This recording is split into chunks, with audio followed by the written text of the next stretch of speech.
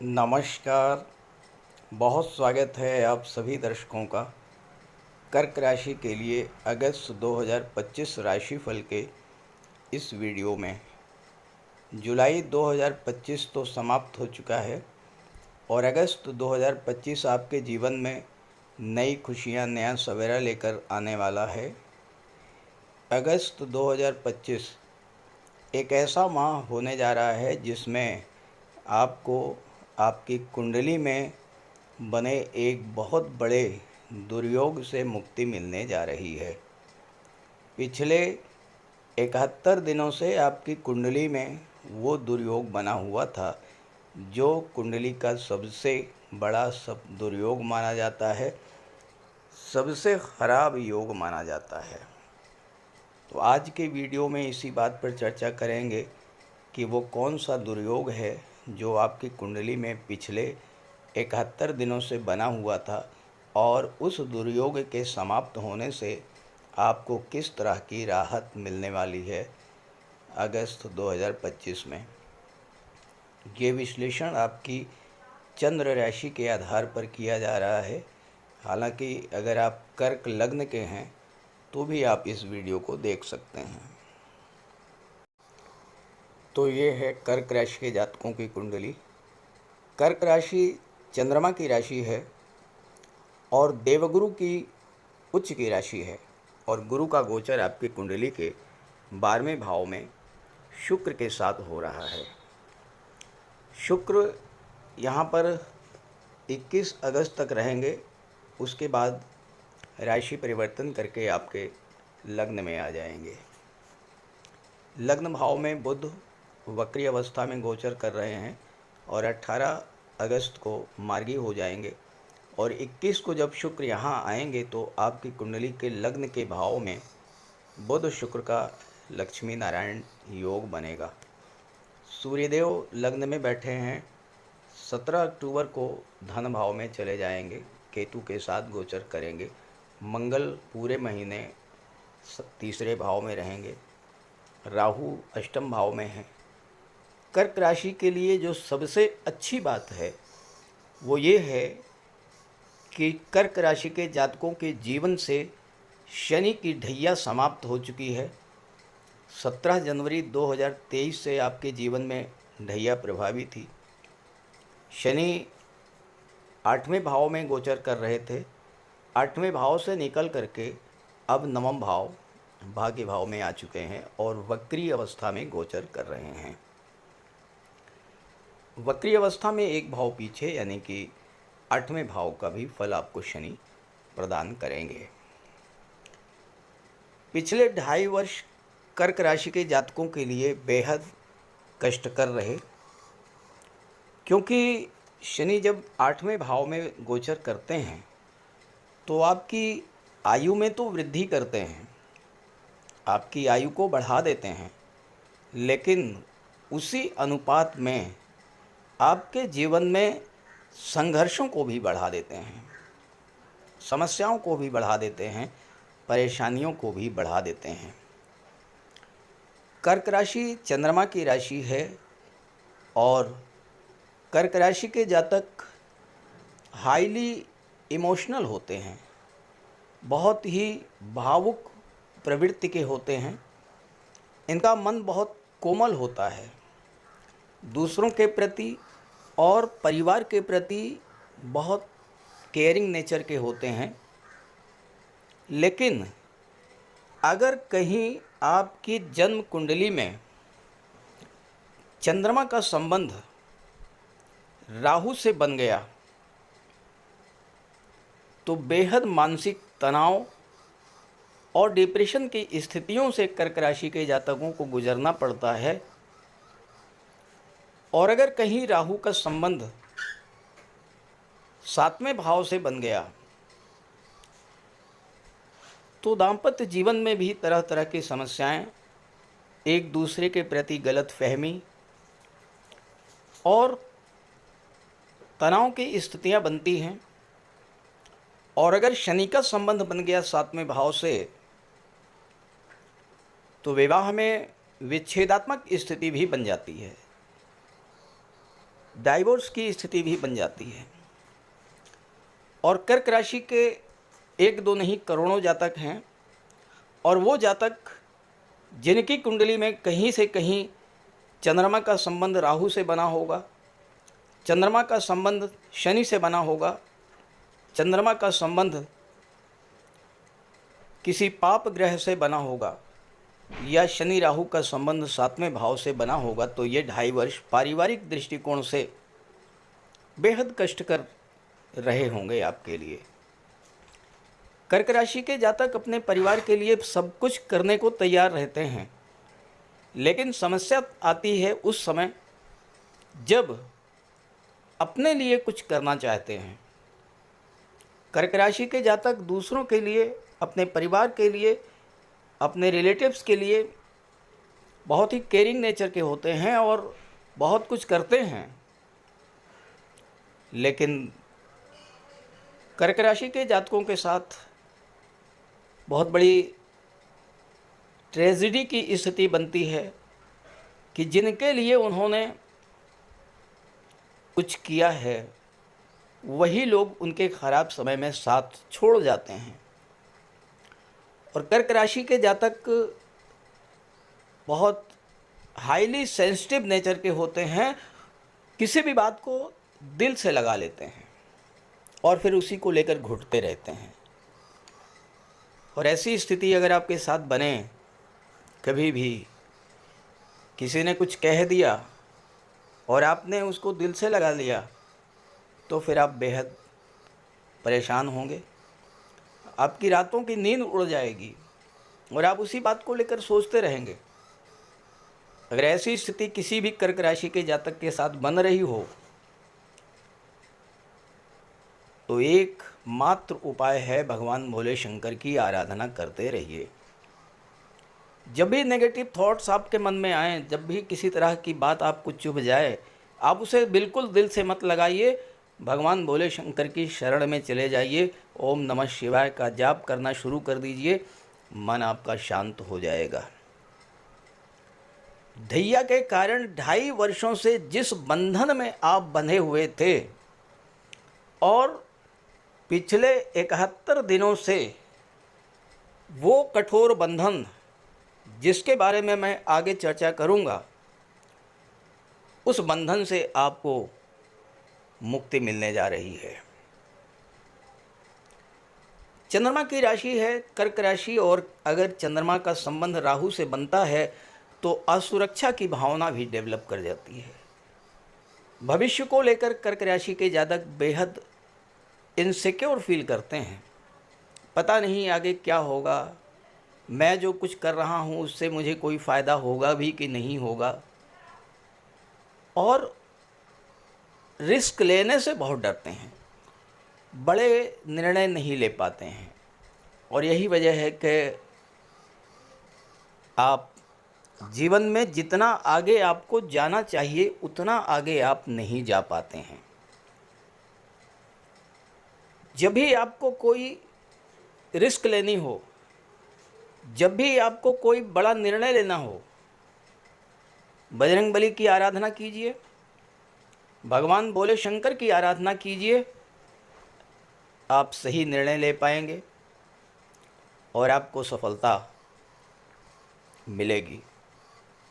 हालांकि intuition power बहुत strong होती है कर्क राशि के जातकों की, और दूसरों की भावनाओं को बहुत जल्द रीड कर लेते हैं, लेकिन यही इंट्यूशन पावर कभी कभी समस्या भी पैदा कर देती है। दूसरे व्यक्ति आपके बारे में क्या सोच रहे हैं, इसको लेकर के आप बहुत ज़्यादा हर्ट हो जाते हैं। इससे आपको बचना चाहिए। दूसरे क्या कह रहे हैं ये उतना महत्वपूर्ण नहीं है, महत्वपूर्ण ये है आप क्या कर रहे हैं। आप अपने आप पर फोकस कीजिए, अपनी इच्छाओं को, अपने सपनों को पूरा करने की ओर अपने कदम बढ़ाइए। बहुत ज़्यादा दूसरों की केयर करेंगे, अपने लिए कुछ नहीं कर पाएंगे और आप पीछे रह जाएंगे। इस बात का हमेशा ध्यान रखिएगा। आपकी एनर्जी बची रहे, आपका मानसिक स्वास्थ्य ठीक रहे, आप चिंता, तनाव, डिप्रेशन की स्थिति से बचे रहें, इसके लिए ज़रूरी है कि आप चीज़ों को दिल से बिल्कुल मत लगाइए। कोई क्या कह रहा है इस बात को केयर बिल्कुल मत कीजिए। लव रिलेशंस के मामले में भी कर्क राशि के जातक बेहद केयरिंग होते हैं, बेहद पॉजिटिव नेचर के होते हैं, लेकिन ज़्यादा इमोशनल होने के कारण उतना ही प्रेम और समर्पण दूसरे पक्ष से भी चाहते हैं जितना कि वो खुद करते हैं। आइए अब समझते हैं कि वो कौन सा दुर्योग था जो आपकी कुंडली में पिछले 71 दिनों से बना हुआ था और उस दुर्योग के कारण किस तरह के कष्ट मिल रहे थे और अब आपको किस तरह की राहत मिलेगी, आने वाला समय कैसा होगा। कुंडली का सबसे खराब दोष जो माना गया है वो है काल सर्प दोष, और ये काल सर्प दोष आपकी कुंडली में 18 मई से 28 जुलाई के बीच बना रहा है। जैसे ही 18 मई को राहु राशि परिवर्तन करके 8वें भाव में आए, आपकी कुंडली में काल सर्प दोष बन गया, क्योंकि उस समय सभी ग्रह राहु और केतु के बीच में थे। मंगल आपकी कुंडली में 4थे भाव में गोचर कर रहे थे और 7 जून को मंगल दूसरे भाव में आए, धन भाव में केतु के साथ। इसके अलावा बाकी सभी ग्रह राहु और केतु के बीच में ही थे। देखिए, राहु 8वें में है, केतु दूसरे भाव में है, शनि, गुरु, शुक्र, बुध, सूर्य, मंगल, ये सभी ग्रह राहु और केतु के बीच में आ गए और इसका प्रभाव ये हुआ कि कालसर्प दोष बन गया। जैसे ही मंगल ने 28 जुलाई को राशि परिवर्तन किया और तीसरे भाव में आए, कालसर्प दोष समाप्त हुआ। कालसर्प दोष बनने के कारण आपकी मन में चिंताएं बढ़ी, तनाव की स्थितियां बनी, भ्रम की स्थिति बनी। कुछ जातकों के वैवाहिक जीवन को भी डिस्टर्ब किया होगा कालसर्प दोष ने।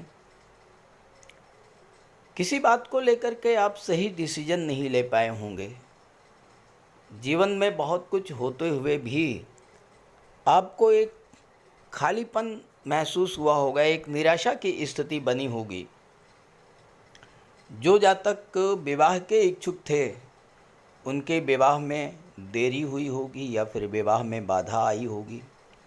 जो जातक संतान प्राप्ति के इच्छुक थे तो उनको संतान प्राप्ति में देरी हुई होगी या संतान प्राप्ति में बाधा आई होगी। आर्थिक संकट से आप गुजरे होंगे, बिला वजह के फालतू खर्चे आपके बढ़े होंगे, धन का आगम बंद हो गया होगा, व्यापार में लगातार अप डाउन की स्थिति बनी होगी, कुछ जातकों की नौकरी छूट गई होगी और कुछ जातकों के लिए कर्ज को लेकर बड़ी समस्या उनके जीवन में आई होगी। अचानक से स्वास्थ्य खराब हो जाना, मानसिक अशांति, नींद में बाधा आना, नौकरी में अप डाउन की स्थिति बनना, प्रमोशन में देरी होना, किसी ऐसी जगह ट्रांसफ़र हो जाना जहां आप जाना नहीं चाहते हैं, माता पिता से, संतान से मतभेद की स्थिति बनना या जीवन साथी का स्वास्थ्य खराब होना, शत्रु बाधा, चोट चपेट, एक्सीडेंट या कोई कानूनी मसला, इस तरह की समस्याएं आपके जातकों, कुछ जातकों के जीवन में आई होंगी। अब आपको इन समस्याओं से राहत मिलने जा रही है। तो आइए समझते हैं कि अगस्त में आपके जीवन में क्या क्या बड़े परिवर्तन होने जा रहे हैं। देखिए, शनि के कारण ही आपके जीवन में बहुत बड़ी समस्या लंबे समय से चली आ रही थी। शनि एक खराब भाव से निकल करके अच्छे भाव में आ चुके हैं, भाग्य के भाव में, गुरु की राशि में हैं और गुरु भाग्य के कारक होते हैं। तो भाग्य का साथ मिलना शुरू होगा। शनि की दृष्टि एकादश भाव पर है, शुक्र की राशि पर है और शुक्र धन के कारक होते हैं।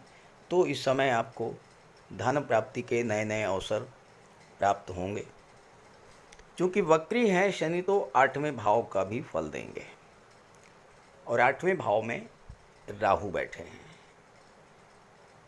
अचानक से धन लाभ का योग बनेगा और आपका वो पैसा जो पिछले गोचर में, पिछले समय में डूब गया था, आपका बिजनेस में पैसा फंस गया था, आपने किसी को पैसा उधार दिया था वो पैसा, या गवर्नमेंट से आपको कोई पैसा मिलना था वो पैसा, कोई इंश्योरेंस क्लेम था वो पैसा, या आप रियल इस्टेट से जुड़े हुए थे और रियल इस्टेट में आपका पैसा फंस गया, इस तरह का पैसा आपको इस समय मिलने का योग बनेगा। राहु 8वें भाव में हैं, तो देखिए, मैं 8वें भाव के राहु को बहुत अच्छा तो नहीं कहूँगा। स्वास्थ्य का विशेष ध्यान तो आपको रखना ही पड़ेगा। लेकिन 8वें भाव के राहु धन भाव को देख रहे हैं, तो अचानक से धन लाभ का भी योग बनेगा। और 8वें भाव में गोचर करते हुए राहु 12वें भाव को देखेंगे। यहाँ पर गुरु बैठे हुए हैं और गुरु की दृष्टि राहु पर पड़ेगी।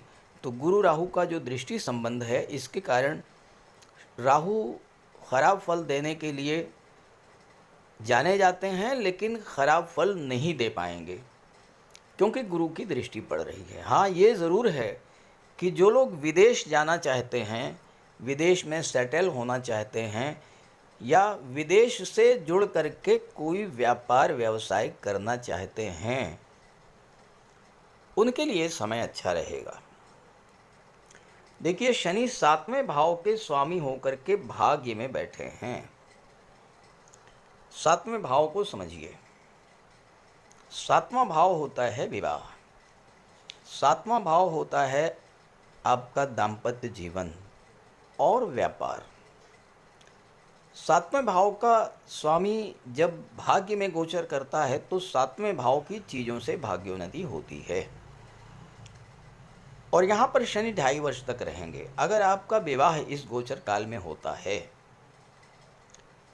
तो विवाह के बाद आपकी भाग्योन्नति होगी, विवाह के बाद आपकी आर्थिक स्थिति में सुधार आएगा, आपकी आर्थिक स्थिति मजबूत होगी, आपकी डेली इनकम बढ़ेगी, सोशल इमेज आपकी बढ़ेगी। और सबसे बड़ी बात यह है कि अगर आप शनि से रिलेटेड कोई व्यापार व्यवसाय इस समय शुरू करते हैं, शनि से रिलेटेड मेटल्स का है, कोई इंजीनियरिंग से रिलेटेड कोई काम आप शुरू करते हैं, मशीनरी से रिलेटेड कोई काम आप शुरू करते हैं, चूँकि मंगल बैठे हुए हैं 3रे भाव में और मंगल 13 सितंबर तक 3रे भाव में रहेंगे, शनि मंगल का दृष्टि संबंध बनेगा। तो आप मशीनरी रिलेटेड कोई काम कर रहे हैं, कोई फैक्ट्री है आपकी, कोई इंडस्ट्री है आपकी, मेटल से, मिनरल से रिलेटेड काम करते हैं, इंजीनियरिंग से रिलेटेड चीज़ों का व्यापार व्यवसाय करते हैं आप, और विदेशों से जुड़ करके अगर आप व्यापार व्यवसाय कर रहे हैं, ऑनलाइन प्लेटफॉर्म का यूज़ करके व्यापार व्यवसाय कर रहे हैं, तो ये आपके लिए समय बहुत अच्छा रहेगा। मंगल तीसरे भाव में है। तीसरे भाव का मंगल और शनि की दृष्टि, यात्राएं आपको इस महीने करनी होंगी। अब ये यात्राएं आपकी बिजनेस को लेकर के भी हो सकती हैं, ऑफिशियल टूर भी हो सकता है, और चूंकि मंगल 10वें भाव के भी स्वामी हैं, तो विशेष योग इस बात के हैं कि आप अपने ऑफिस के किसी कार्य को लेकर के या किसी बिजनेस मैटर को लेकर के इस समय यात्राएं करेंगे। जो लोग गवर्नमेंट जॉब में हैं, 10वें भाव का स्वामी तीसरे भाव में बैठा है, तो आपका ट्रांसफ़र भी हो सकता है। इस बात को लेकर के भी आप ध्यान रखिएगा कि ट्रांसफ़र का भी योग इस समय बन रहा है। मंगल तीसरे भाव में बहुत अच्छे माने जाते हैं और शनि की दृष्टि पड़ रही है। शनि वक्री है।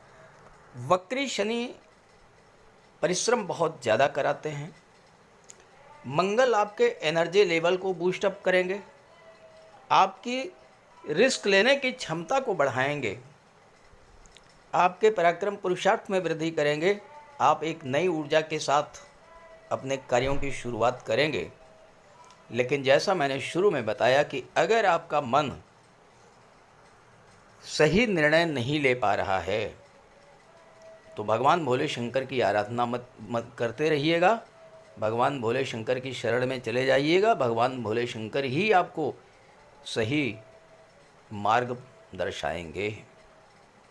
शुक्र आपके लिए बहुत अच्छी स्थिति में है, क्योंकि चौथे भाव के भी स्वामी हैं और एकादश भाव के स्वामी हैं। अब चौथे भाव में तो शुक्र दिग्बली होते हैं। 11वें भाव आपकी इनकम का होता है, शुक्र धन के कारक हैं, और 12वें भाव में गुरु के साथ बैठे हुए हैं 21 अगस्त तक। गुरु शुक्र को एक दूसरे का शत्रु माना गया है, इसमें कोई दो राय नहीं है। लेकिन जब गुरु शुक्र की युति बनती है तो धन प्राप्ति का जबरदस्त योग भी बनता है, और दोनों 12वें भाव में बैठे हैं, तो विदेशों से धन की प्राप्ति होगी। जो लोग धर्म अध्यात्म से जुड़े हुए हैं, जो लोग धर्मगुरु हैं, पुरोहित हैं, धार्मिक कर्मकांड कराते हैं, वक्ता हैं, धर्मोपदेशक हैं, या जो लोग शुक्र से रिलेटेड चीज़ों का व्यापार व्यवसाय करते हैं, या जो लोग कला और सौंदर्य से जुड़ कर के कार्य कर रहे हैं, संगीत, नृत्य, अभिनय, लेखन, गायन, वादन, काव्य, शिल्पकला, मूर्तिकला, चित्रकला, किसी भी कला से अगर आप जुड़े हैं और विदेशों से जुड़े हुए हैं, ऑनलाइन आप अपना काम कर रहे हैं, तो बहुत अच्छा पैसा इस समय आपको मिलने जा रहा है। चौथे भाव के स्वामी शुक्र हैं, गुरु के साथ बैठे हुए हैं, दोनों ही शुभ ग्रह हैं, तो परिवार में सुख शांति का माहौल भी रहेगा, और आप अपने घर परिवार के लिए कुछ करना चाहते हैं तो वो भी कर पाएंगे। साथ ही साथ आपके घर परिवार में सुख सुविधा के साधन भी बढ़ेंगे। 21 अगस्त को बुध शुक्र का लक्ष्मी नारायण योग बनेगा। सूर्य यहाँ से चले जाएंगे और धन भाव में रहेंगे, सूर्य केतु के साथ रहेंगे, तो सूर्य केतु का ग्रहण दोष बनेगा, राहु की दृष्टि पड़ेगी, तो परिवार को लेकर के थोड़ा सा वाणी पर आपको विशेष ध्यान रखना होगा, अपने अहंकार और ईगो को किनारे रखते हुए। और अगर आप संयमित वाणी का प्रयोग करेंगे, प्रेमपूर्ण व्यवहार करेंगे, तो परिवार के लोगों का भी आपको सहयोग मिलेगा। हालांकि केतु बैठे हुए हैं दूसरे भाव में, और केतु परिवार से दूरी बनाते हैं, लेकिन आप अपनी तरफ से कोई ऐसा प्रयास मत कीजिएगा। बुध शुक्र का लक्ष्मी नारायण योग बनेगा आपके लग्न भाव में 21 अगस्त के बाद। वो जातक जो विवाह करना चाहते हैं, बहुत अच्छा समय रहेगा 21 अगस्त के बाद।